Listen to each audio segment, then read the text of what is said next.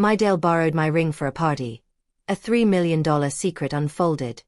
The message arrived like it was nothing, as casual as borrowing a sweater. I borrowed your old ring for the party, Grandma. Hope you don't mind. For a moment I stared at the screen, my thumb hovering above the keyboard, listening to the quiet tick of the kitchen clock and the distant hum of the sprinklers outside. The house smelled faintly of lemon polish and yesterday's coffee, the kind of ordinary scent that belonged to a life I was no longer sure I owned. Hit that subscribe button and tap the bell icon so you never miss our latest uploads. I typed back the response Cynthia expected from me, the soft answer she had trained me to give. Have fun, dear smiling face with smiling is. I even added the smile, because Cynthia believed politeness was weakness and she loved to collect it from me like tips at a restaurant. Then I set the phone down, folded my hands on the table, and let my face settle into something I hadn't worn in years. Calm. I called Frank Miller on the landline so my voice would sound older, steadier, less like a woman with a racing pulse. Frank had been my husband Mario's friend before he was my lawyer, the kind of man who never wasted words and never underestimated anyone who had survived grief. He answered on the second ring. Dolores, he said, as if he'd been expecting me. File a report, I told him. Theft of inventory item 847. There was a pause that felt like a door opening somewhere deep in the walls. Dolores, Frank said carefully, that's the pink diamond. Yes. And you're sure she took it? She texted me like she borrowed a casserole dish. Frank exhaled once, slow. All right. We're going to do this exactly by the book. No warnings. No negotiation. Are you ready for what comes after? I looked at the window above my sink. The garden was a soft blur of winter sunlight and green leaves, and for a second I imagined Mario standing there in his old denim jacket, watching me with that quiet expression that used to mean, you know what you're doing. I'm ready, I said. Frank's voice tightened. Professional now. Then we activate the protocol. For 10 years I had been the decoration of my own life. Cynthia made sure of that. When she married my son Louis, she arrived in our family like a scent that never left. Expensive, sweet, and cloying. She had a way of entering a room that made people turn their heads before they realized they were doing it. She dressed in vivid colors, deep red, bright green, always paired with jewelry that caught the light and the attention. She smiled like she was granting you permission to exist. To her, I was furniture. Useful when she needed something, irritating when I took up space. She called me Grandma in public because it sounded cute and harmless, but in private she rarely used any name at all. Dolores, make me a coffee. Dolores, iron my black dress. Dolores, don't make noise when you walk, my head hurts. She talked about me at the dinner table as if I weren't sitting 3 feet away. Louis, your mother should think about a retirement home. This house is too big for someone her age. The house had belonged to Mario and me, built on years of work and saved money and 1,000 small sacrifices. When Mario died, it became my anchor, the place where his laughter still lived in the corners. Cynthia treated it like a prize she hadn't been handed yet. She wanted my living room turned into her home office. She wanted the garden leveled into a sleek, entertaining patio. She wanted my antiques gone because they didn't match her modern plans. Every suggestion sounded like concern, every complaint sounded like practical advice, but the truth sat under her words like a blade. She wanted my life out of her way. My son tried to stand in the middle at first. Mom is fine here, Louis would mumble, eyes lowered, voice weak like he didn't believe he was allowed to speak too loudly. Over time, his mumbles turned into silence, and silence turned into a look I began to recognize, an exhausted annoyance, as if my presence required effort. Cynthia didn't have to push him off a cliff. She only had to keep leaning, whispering, repeating, suggesting, until he stepped away from me on his own. I endured it because I had been taught, like so many women, that keeping the peace was the same as keeping love. I endured it because I loved my son and didn't want him caught between us. I endured it because, if I'm honest, I was tired. Grief makes even strong people willing to accept less than they deserve just to avoid another battle. And I endured it because Cynthia assumed I had nothing worth protecting. If she had known what Mario left me, she might have tried sooner, and she might have succeeded. In our last years together, Mario began collecting quietly. He had always loved history, the weight of objects that had survived longer than we ever could. He bought art and antique jewelry the way some men buy stocks. Carefully, privately, with paperwork tucked away and his excitement kept behind a calm face. He didn't tell Louis. He didn't tell friends. He didn't flaunt it. He told me, because I was the one he trusted to keep a secret without turning it into a performance. In my bedroom, behind a landscape painting that had hung there for 20 years, there was a safe built into the wall.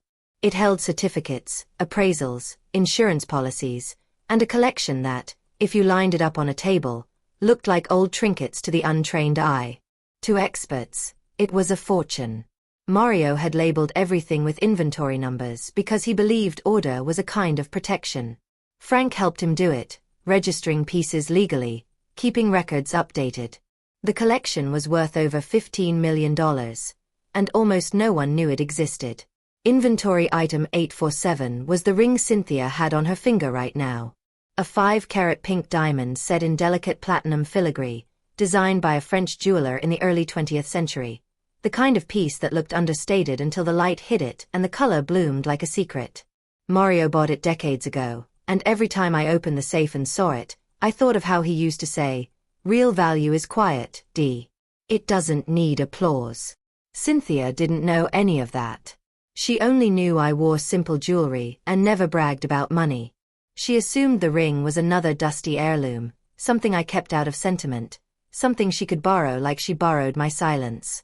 That morning I'd been in the garden, watering the plants that still survived the season, when I saw her slip down the hallway toward my room. Cynthia moved like she belonged everywhere. She didn't knock. She never knocked. I followed quietly, the way you do when you don't want to admit you're suspicious, the way you do when you've spent years being told you're overreacting. From the doorway I watched her open my small wooden jewelry box, the one I kept on top of my dresser because it was harmless, because it held pieces I wouldn't miss if they vanished.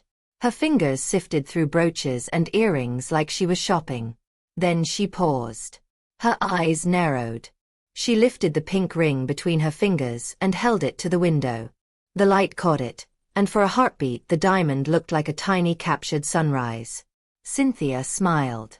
Not a happy smile. A satisfied smile, the kind someone wears when they think they've found something they deserve. An hour later the text arrived. Now, while she adjusted her dress and posed at some glittering hotel ballroom, believing she was clever, Frank was doing what Mario trained him to do. The protocol wasn't dramatic.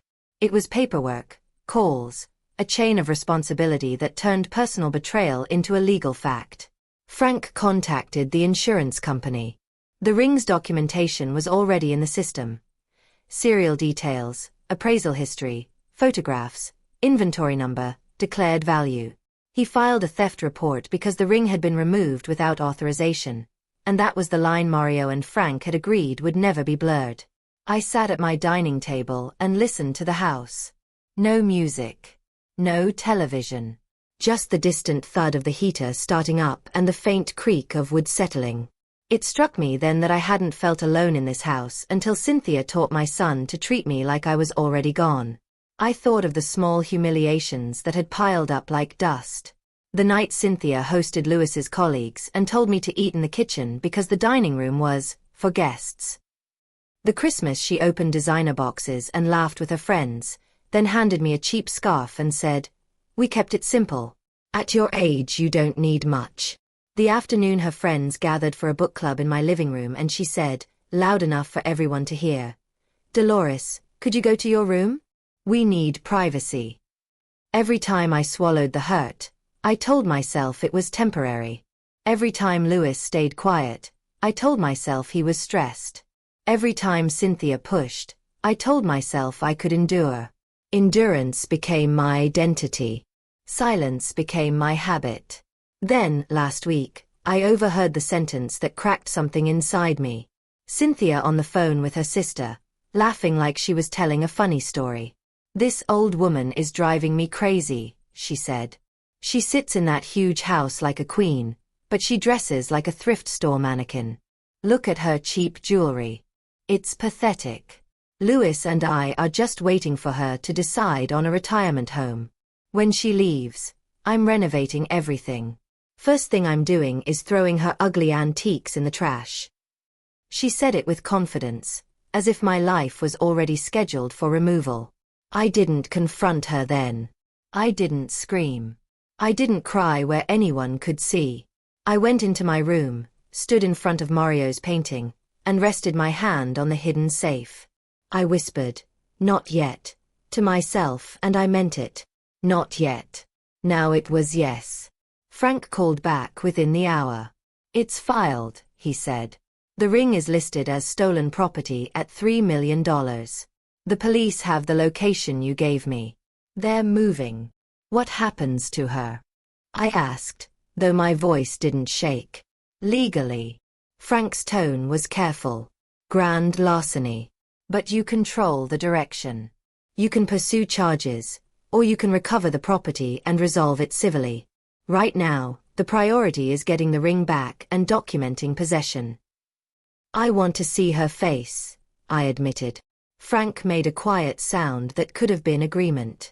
"You'll see more than her face, Dolores. You'll see who your son chooses to be when the truth is standing in front of him." As if summoned by his words, my phone buzzed again. Another message from Cynthia, this time a blurry photo of her hand with the ring gleaming against her golden dress. "Isn't it cute? Everyone loves it," she wrote, as if she'd done me a favor. I didn't answer. Instead I sat still, imagining the ballroom. The careful laughter, the champagne flutes, the women scanning each other's necklines and wrists. Cynthia in the center of it, basking, telling a story about borrowing Grandma's old ring, like she was charming and down to earth. Then the image shifted in my mind to something else. Uniformed officers entering, guests gasping, phones lifting to record. Cynthia's smile faltered as she realized the world she curated could turn on her in a single second. For the first time in 10 years, the idea didn't fill me with fear. It filled me with a steady, almost tender certainty. Cynthia had spent a decade treating me like I was invisible. Now she was about to learn what people forget. Invisible doesn't mean powerless. Invisibility sometimes means watching, waiting, and remembering everything. When the call finally came from an unfamiliar number, I answered on the first ring. "Mrs. Dolores," a woman's voice said, brisk and controlled. "This is Detective Margaret Garcia with the Metropolitan Police. We're at the Plaza Hotel. We have your ring in our possession, and we have your daughter-in-law, Cynthia. She's claiming you gave her permission to take it." I glanced at the empty chair across from me, the one Mario used to sit in. "Detective," I said, "I did not give her permission. I have her text message. She took it without asking. That's theft." There was a pause, then a softer tone. "Your son is here. He says there must be a misunderstanding. He's also saying he wasn't aware you owned anything like this." A surprising laugh escaped me, sharp and brief. "Of course he's saying that. Ma'am. My son has lived in this house for years and never once asked what I needed," I said. "He assumed I was surviving on a modest pension and leftover memories." That assumption made his wife bold. It made her careless. "Mrs. Dolores," Detective Garcia said, "we need you to come down and confirm ownership and authorization formally." "I'll be there," I replied. "And I won't be coming alone." I ended the call and looked at Frank, who was already at my front door, his car pulling up like he'd timed it. Through the window I saw him step out with a folder tucked under his arm. His expression serious but steady. Behind him, another man got out, tall, neat, carrying himself like a question mark. A private investigator, I realized, before Frank even knocked. The doorbell rang, clear and decisive. I stood, smoothed my blouse, and walked to the door with a calm I barely recognized in myself. The house was still my house. The ring was still my ring. And the woman who thought she could steal from me had just stepped into a world where my silence was no longer her shield. For a second I hesitated, not from fear, but from the strange grief of realizing the quiet life I'd accepted was over. I went to the hallway mirror and studied my own face, the silver hair pinned back, the lines earned by years of waiting. "You're still here," I whispered. Then I took Mario's wool coat from the hook, slipped my phone into the pocket, and chose to be seen finally. I opened the door. Cynthia's name was already echoing through my hallway like a bad perfume. When Frank stepped inside, he brought cold air with him and the blunt certainty of a man who had spent his life turning messy human behavior into clean legal language. Behind him came the second man, Patrick, who moved with quiet control, the kind you only notice when it's missing. "Dolores," Frank said, "this is Patrick Hayes. He's worked with me for years on fraud and recovery cases." Patrick offered a polite nod. "Ma'am." I didn't waste time on greetings. My chest felt tight, but my voice stayed steady. "The detective wants me at the plaza." "And we're going," Frank said. "But before we walk into that lobby, I need you to understand what's about to happen. Once you confirm you didn't authorize this, it becomes a formal criminal matter. Cynthia can cry, bargain, threaten. None of it changes the fact that the ring is documented and the report is filed." I nodded. "Good." Frank's eyebrows lifted slightly, like he was measuring whether this was resolve or shock. "Your son is there, Dolores." "I know." Patrick's eyes flicked over the room in one smooth sweep, taking in exits, sight lines, the way the windows reflected the street. "Police activity at a gala," he said quietly. "There will be cameras, guests, phones. Let them record," I said. The words surprised even me. For 10 years I was told to be quiet because it would look bad if I made trouble. Let the world see what trouble looks like when it finally gets caught. Frank's mouth tightened into something close to approval. He opened his folder on my dining table, revealing crisp copies of appraisal certificates, insurance documents, inventory photos, and Mario's will. I recognized Frank's handwriting in the margins. I recognized Mario's careful, slanted notes in the older paperwork. Seeing it all laid out like that, my hidden life translated into official proof, did something in me. It made me feel less like a lonely old woman with a grudge and more like what I actually was. An owner, a widow protecting her husband's legacy, a citizen with rights. Frank slid a printed photo toward me. It showed the ring in sharp detail. The pink diamond sat in its filigree setting like a trapped heartbeat. "Item 847, he said. "Registered. Insured. Appraised within the last year." Patrick set a small device on the table. "An audio recorder. For your protection," he said. "When you speak to the police, it's good to have your own record too." I glanced at him. "You're thorough." "It's my job," he replied, tone neutral, but his eyes carried something like respect. "Especially when the other side thinks you won't fight back." The ride to the Plaza Hotel felt unreal, like my life had shifted lanes without warning. Frank drove. Patrick sat in the passenger seat, scanning the street ahead. I sat in the back, hands folded around my phone as if it were a rosary. Outside, the city looked ordinary. Traffic lights, storefronts, people carrying grocery bags, while my family was unraveling inside a ballroom. As we approached, the scene came into view. Police cruisers lined near the entrance, a small crowd gathered at the edge of the sidewalk, phones raised, faces hungry for spectacle. The plaza's glass doors reflected flashing lights. Someone had already tipped off the local news. I saw a camera operator adjusting his shoulder rig and a reporter practicing lines with a tense smile. Frank pulled into the drop-off zone, and Patrick got out first, scanning again before opening my door. When I stepped onto the curb, a gust of cold air snapped against my cheeks, sharp and clean, and I felt something else snap with it. 10 years of shrinking back. We moved through the hotel entrance, Frank slightly ahead, Patrick half a step behind me. Inside, the lobby was bright and polished, marble floors and gold accents, the kind of place where people pretended problems didn't exist. Tonight, problems were everywhere. I saw Cynthia immediately. She was on a leather sofa flanked by uniformed officers, her golden dress wrinkled at the waist as if she'd been grabbed and sat down too quickly. Her hair was still perfect, but her makeup had streaked into dark lines. Her hands were cuffed in front of her, fingers trembling. The ring was gone from her hand, and that absence made her look smaller, like someone had pulled the power plug out of her. Louis stood nearby, talking rapidly to a detective, his face red, his movements sharp. He looked like a man trying to outrun humiliation. When he saw me, his head jerked up, eyes widening first with relief, then with anger. He strode toward me like the lobby was his stage, and I was the villain in his story. "Mom," he hissed, loud enough for nearby guests to turn. "What is this? What did you do?" I held his gaze. "I reported stolen property." His jaw clenched.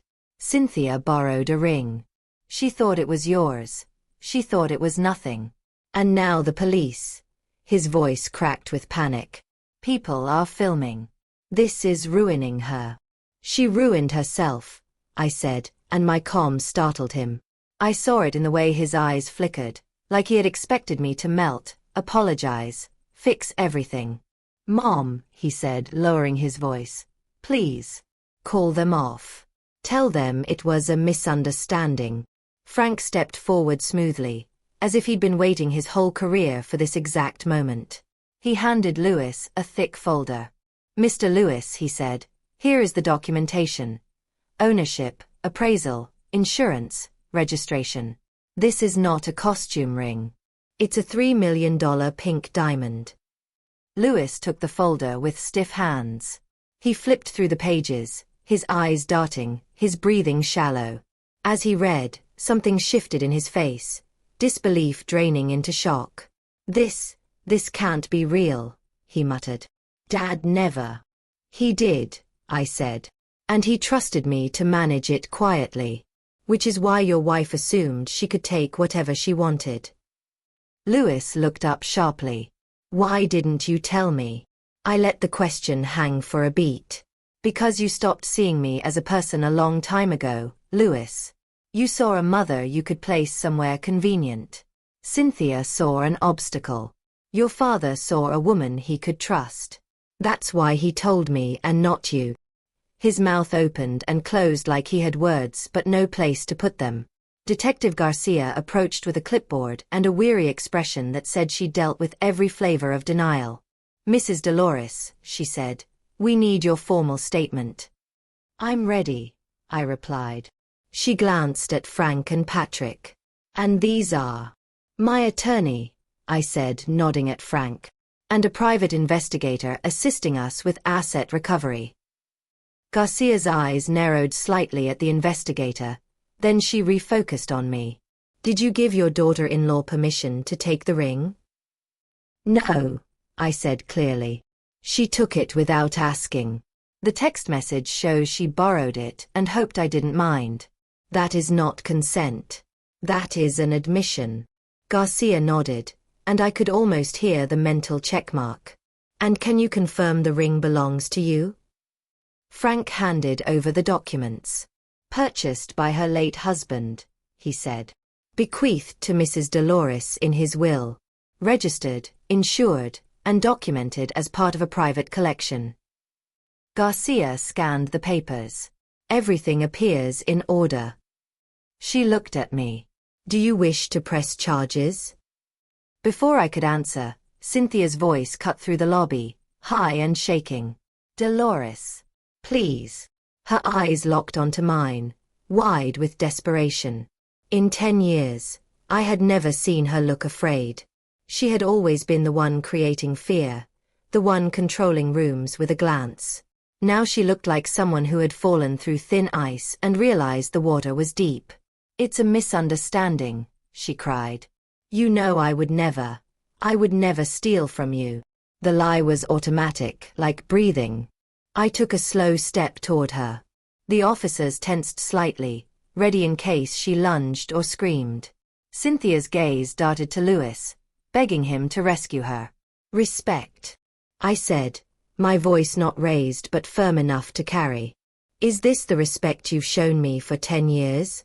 Ordering me around like staff? Introducing me like an inconvenience? Telling me to eat in the kitchen when you had guests? Telling your friends old people make everyone uncomfortable? Cynthia shook her head quickly. No, you're twisting. And the ring isn't the only thing, I continued, because now that I'd started speaking, the words had been waiting their turn. You didn't just take something tonight. You've been taking from me for years. My dignity, my place in my own home, my relationship with my son. Lewis's face tightened. Mom. Patrick stepped forward, opening another folder like he'd been waiting for this cue. He slid photographs onto the table near the detective, images of Cynthia in pawn shops, captured mid-transaction, her posture confident, her expression focused. He added printed receipts and dates. Lewis stared. Cynthia froze. Patrick's voice stayed calm. Mrs. Cynthia has been selling items from Mrs. Dolores's possession for approximately 2 years. We've documented at least 12 sales. The total value is about $45,000, not including the ring. The lobby went quieter in that strange way public spaces do when something shocking happens. Like everyone suddenly agrees to listen. Lewis's eyes flicked over the photos. His mouth went dry.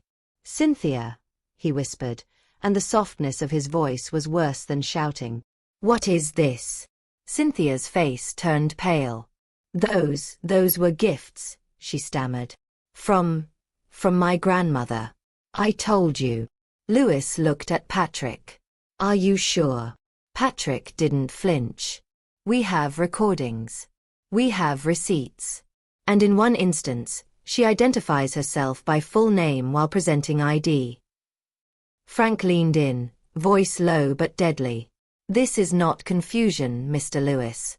This is a pattern. Cynthia's eyes darted around the lobby, searching for a sympathetic face. Friends, strangers, anyone. But most people were staring at her like she was a cautionary tale. Lewis turned to me, horror replacing anger. Mom, you didn't tell me she was stealing. I didn't know the full extent, I said. But I knew enough to stop pretending. And I knew enough to stop protecting the person who was hurting me. Cynthia began to cry harder, but the tears looked different now. Less theatrical, more frantic. Lewis, she sobbed. We needed money. Your salary wasn't enough for the life we. Lewis snapped finally, and the sharpness in his voice made her flinch. You told me you were budgeting. You told me my mother was misplacing things. You told me she was forgetting. My stomach tightened, because suddenly the pieces aligned. Every time I couldn't find an earring, every time a brooch wasn't where I remembered, Cynthia would smile gently and say, "Oh Dolores, it happens. Don't worry. It's normal." Later, I would hear her whisper to Lewis, "You know how older people get. They don't want to admit it." She had used my confusion as a weapon and my son's concern as a leash. Detective Garcia looked at me again. Mrs. Dolores, you understand pressing charges means this will proceed through the system. I thought of Cynthia's laughter on that phone call. I thought of the way she walked through my room like it was her closet. I thought of the years I spent doubting my own memory. I thought of the safe behind Mario's painting, the quiet legacy he trusted me to protect. Yes, I said. Press charges. Cynthia made a sound that wasn't quite a word. No, Dolores, please. Garcia nodded to the officers. Mrs. Cynthia, you are under arrest for grand larceny and related charges. You have the right to remain silent. As the detective recited the warning, Cynthia's breath came in fast gasps. The officers guided her up, careful but firm. The cuffs glinted under the lobby lights. Cynthia twisted toward me, her expression warping into rage as fear failed to save her. You don't understand what you've done, she shouted. My life is ruined. I met her eyes. No, I said quietly. You ruined it. I just stopped cleaning up after you. She opened her mouth to scream again, but Lewis spoke first, voice rough. Cynthia, Did you really plan to send my mother home? Cynthia's head snapped toward him. What?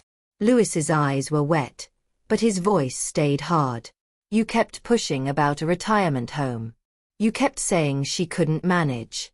Was that because you actually cared? Or because you wanted the house?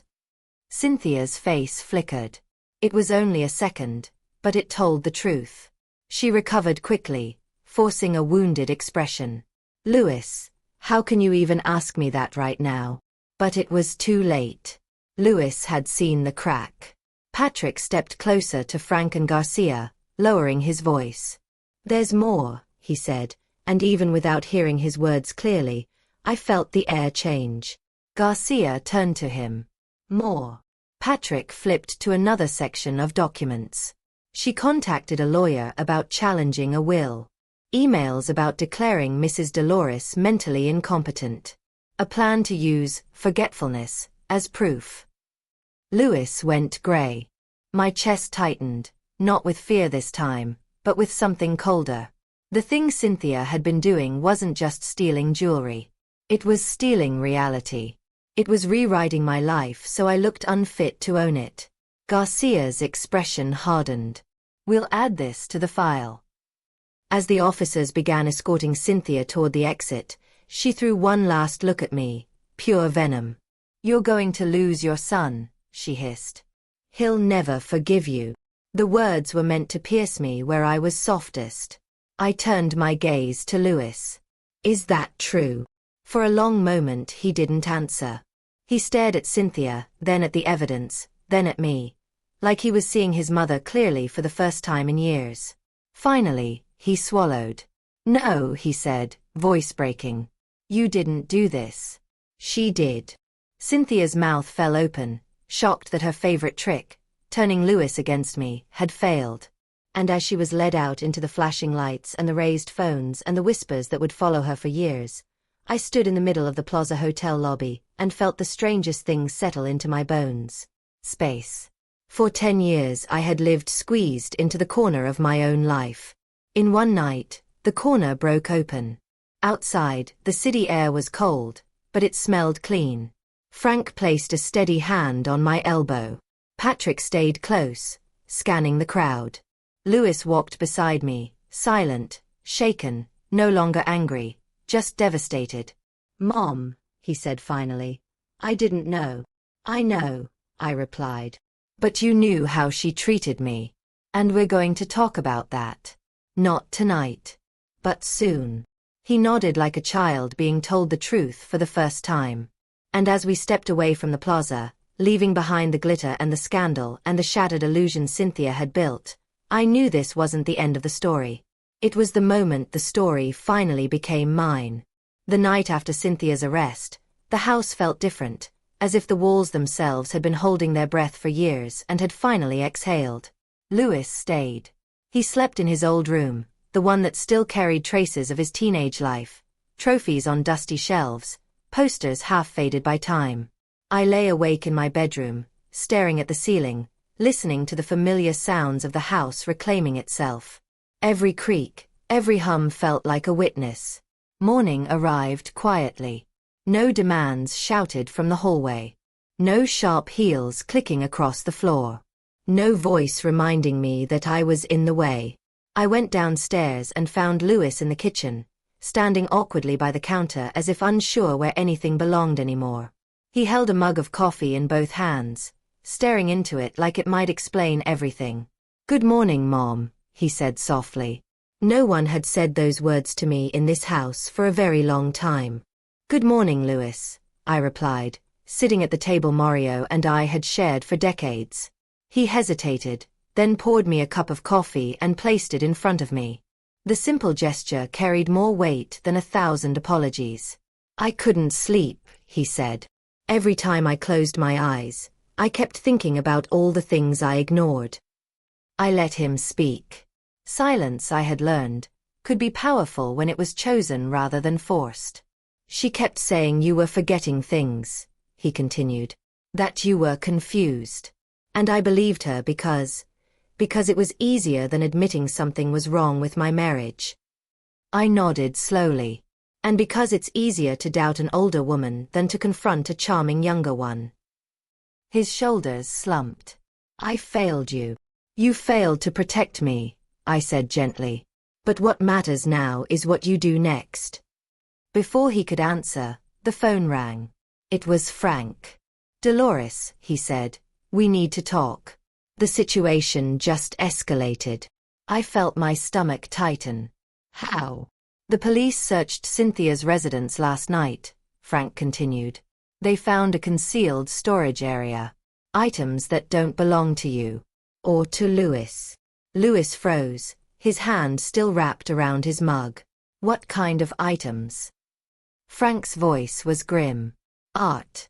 Jewelry. Antiques. Enough to suggest this wasn't limited to your mother's belongings. An hour later, Frank arrived with 2 federal agents. Agent Karen Brooks and Agent Michael Smith. Calm, direct, unmistakably serious. They sat in my living room, the same room where Cynthia had once told me I made guests uncomfortable. Mrs. Dolores, Agent Brooks said, your daughter-in-law has been under informal observation for some time. Your report gave us probable cause to act quickly. Agent Smith slid photographs across the table. Jewelry laid out on velvet. Paintings stacked against a wall. Sculptures wrapped in cloth. We believe Cynthia was part of a larger theft operation, he said. She identified targets at social events, gathered information, and passed it along to professional thieves. Louis looked sick. You're saying, our house was part of this? Yes, Agent Brooks replied. It appears she used your home as a planning base. Secure. Familiar. No suspicion. I closed my eyes for a moment. The violation went deeper than I had imagined. My home had not just been stolen from. It had been used. There's more, Frank added carefully. We found correspondence with a legal firm specializing in guardianship disputes. I opened my eyes. Guardianship. Yes, Agent Smith said. Emails discussing the possibility of declaring you mentally incompetent. The room went silent. Louis stood abruptly. She was trying to have my mother declared unfit? Agent Brooks nodded. The plan appears to have been gradual. Build a record of forgetfulness. Push for assisted living. Then petition the court. I felt something cold move through me, but it wasn't fear anymore. It was clear. She was waiting for me to disappear, I said. Legally. Agent Smith met my gaze. You stopped it in time. That afternoon, Cynthia began talking. Faced with federal charges and decades in prison, she offered information in exchange for leniency. Names. Locations. Methods. A network that stretched across multiple states. Within days, arrests followed. Appraisers. Dealers. Thieves. People who had shaken my hand at charity events, complimented my garden, smiled politely while memorizing exits. The media descended like vultures. Elderly woman exposes art theft ring. Mother-in-law outsmarts criminal daughter-in-law. They called me brave. They called me calculating. They called me lucky. None of them called me invisible anymore. Frank suggested a press conference. I hesitated at first. Public attention had never been my goal. But then the calls started coming. Elderly women. Quiet voices. Shaking hands on the phone. My son says I'm confused too. My jewelry keeps going missing. They want me to sign papers I don't understand. I agreed to speak. The day of the press conference, I wore an emerald green dress I had owned for years but never dared to wear under Cynthia's gaze. I chose jewelry from Mario's collection. Nothing flashy, just pieces that reminded me who I was before I was taught to shrink. Cameras flashed. Microphones hovered. My name is Dolores, I said. And for 10 years, I was abused, manipulated, and stolen from by someone who believed my age made me powerless. I told the truth. Not with anger. With precision. I want other seniors to know this. Confusion is not consent. Silence is not permission. And age does not make you invisible. The response was overwhelming. Within weeks, Frank helped me establish a foundation dedicated to protecting seniors from financial and psychological abuse. Donations poured in. Stories flooded my inbox. Lewis filed for divorce. He told me one evening, sitting across from me in the living room, "I don't know how I didn't see her for what she was." "Because she needed you not to," I replied. "That doesn't make you evil. But it does make this your responsibility now." He nodded. "I want to rebuild. With you." It wasn't forgiveness. Not yet. But it was a beginning. Cynthia eventually pleaded guilty. Despite cooperation, the judge sentenced her to 12 years in federal prison. Restitution ordered. Networks dismantled. Months later, she called me. Her voice was smaller than I remembered. Stripped of polish. "I envied you," she admitted. "You had stability. History. A place in the world. And you tried to steal it instead of building your own," I said. "Yes." When the call ended, I felt no triumph. Only release. A year later, my life looked nothing like it once had. The foundation had helped hundreds of families. My story traveled farther than I ever had. Lewis healed slowly, learning what loyalty really meant. One afternoon, he arrived with a woman named Nicole. She greeted me with respect, listened more than she spoke, and asked me questions Cynthia never had. Months later, I helped Lewis choose an engagement ring. The irony wasn't lost on either of us. At their wedding, held in my garden, I stood as matriarch. Seen. Valued. Present. That night, alone under the stars, I whispered Mario's name and smiled. The woman they thought was invisible had become impossible to ignore. Fame is a strange thing when it arrives late in life. It does not feel like triumph. It feels like exposure. After the press conference, my name stopped belonging only to me. It appeared in headlines, captions, comment sections filled with strangers arguing over a woman they had never met. Some praised me as brilliant. Others accused me of cruelty. A few insisted I must have exaggerated everything for attention. I read none of it. What I did read were the letters. They came by email, by post, sometimes handwritten in trembling script. Elderly men and women, and sometimes their children, telling stories that sounded painfully familiar. Missing jewelry. Pressure to sign documents. Relatives who spoke about them instead of to them. Doctor's appointments scheduled without explanation. Conversations held in whispers behind doors. I realized then that what had happened to me was not rare. It was simply quiet. The Dolores Foundation grew faster than I ever imagined. Frank handled the legal structure, carefully, methodically, the way Mario would have appreciated. We partnered with investigators, elder law attorneys, psychologists. We built checklists, helplines, and workshops. I recorded short videos explaining warning signs, speaking plainly, without drama.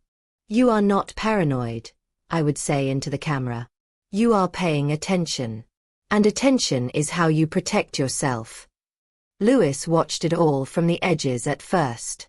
He attended meetings quietly, took notes, drove me when my energy dipped.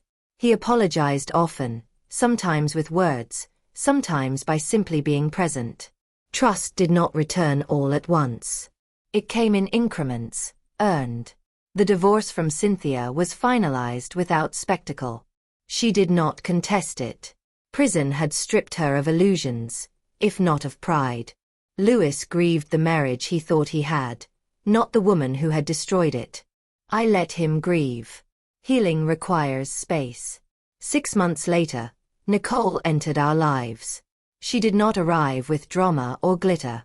She arrived with a smile that reached her eyes and a question she asked me directly the first time we met.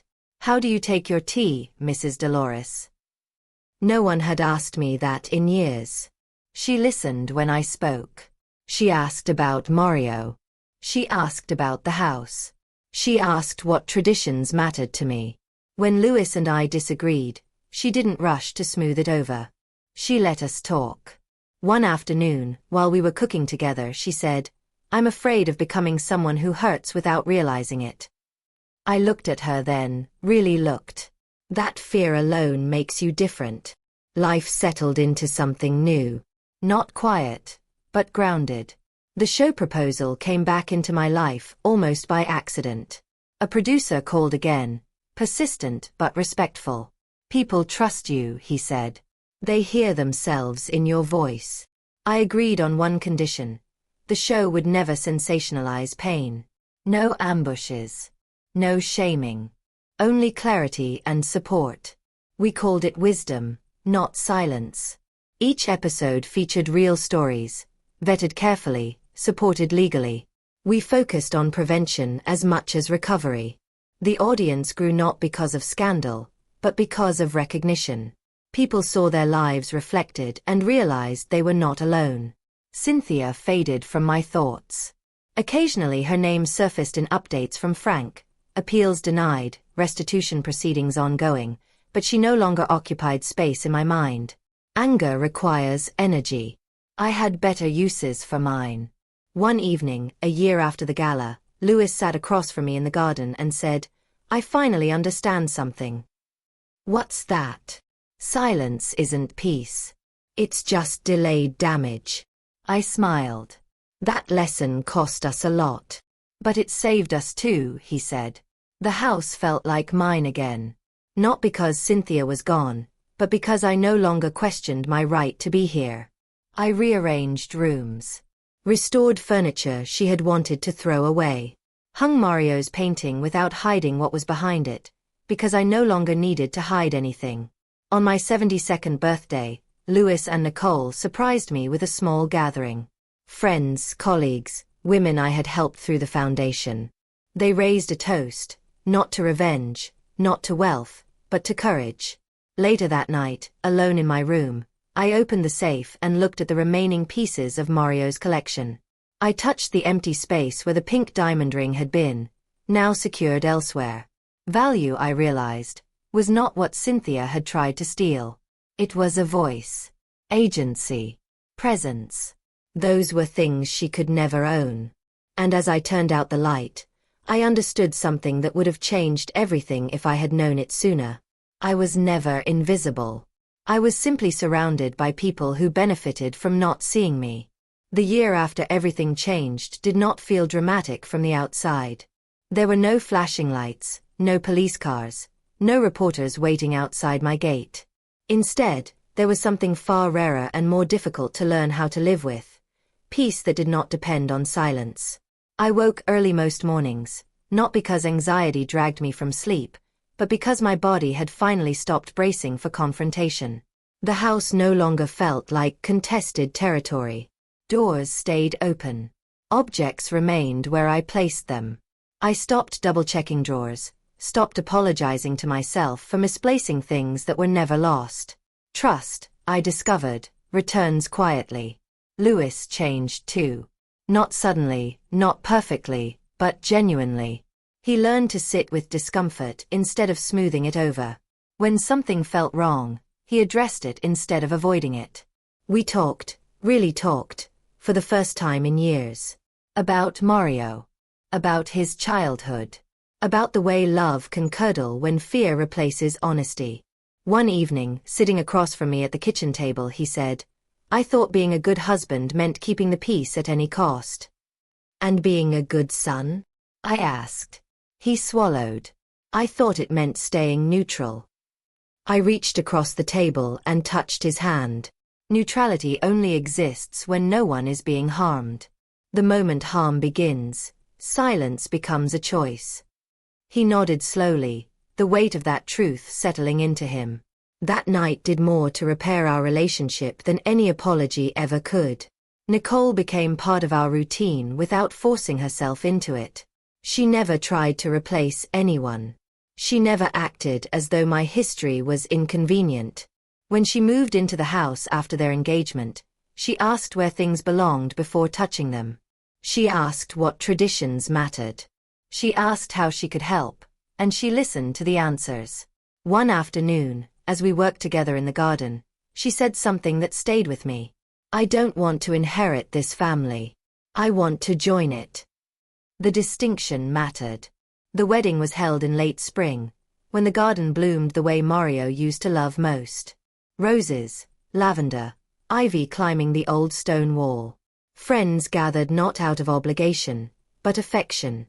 When Louis stood beside Nicole and took his vows, his voice steady, his eyes clear, I saw the man he had always had the capacity to be.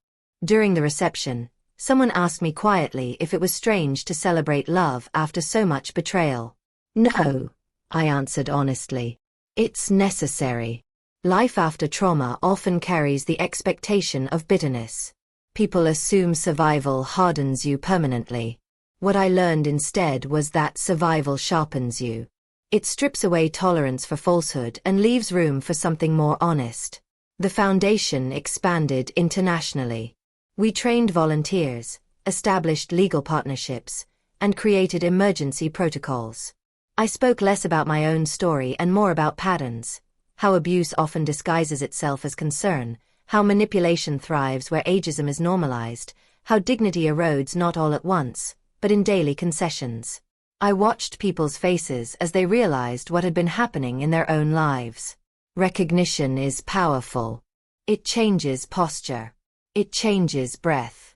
On the show, callers often ask the same question: why didn't I see it sooner? I always answered the same way. Because you trusted someone. Trust is not a flaw. Exploitation is. Cynthia wrote once more, years into her sentence. Not to apologize. Not to explain. To ask a single question. How did you survive what I did to you? I read the letter once, then set it aside. I did not respond. Not every question deserves an answer. What I did instead was write a letter of my own, not to Cynthia, but to myself. I wrote about the woman I had been before silence became a habit. About the small compromises I had made to keep peace. About the cost of shrinking. Then I wrote about the woman I was becoming. One who understood that kindness without boundaries invites cruelty. One who knew that patience is only virtuous when it does not erase the self. On the anniversary of Mario's passing, I took the pink diamond ring out of its secure storage and held it in my hand. I did not put it on. I did not feel the need to. I had learned that symbols do not carry power unless we give it to them. I returned it to its place and locked the safe, not out of fear, but out of respect. Later that evening, as I sat alone in the garden, I thought about how close I had come to losing everything without realizing it. Not because Cynthia was clever, but because the world had taught me that older women are meant to fade gracefully, quietly, gratefully. I rejected that lesson completely. Age does not reduce worth. It reveals it. I had lived long enough to see cycles repeat, love turning into entitlement, concern turning into control, silence mistaken for grace. I had also lived long enough to interrupt that cycle. The final transformation was not public. It happened one ordinary afternoon when I caught my reflection in the hallway mirror and did not feel the urge to apologize for taking up space. That was when I knew I was free. Now, when people ask me what revenge feels like, I tell them the truth. Revenge is loud. Justice is structured. Healing is quiet. The sweetest outcome was not Cynthia's sentence, or the exposure of her crimes, or the recognition that followed. It was waking up each day without fear of being erased. It was reclaiming authorship over my own life. I am Dolores. I am not invisible. I never was.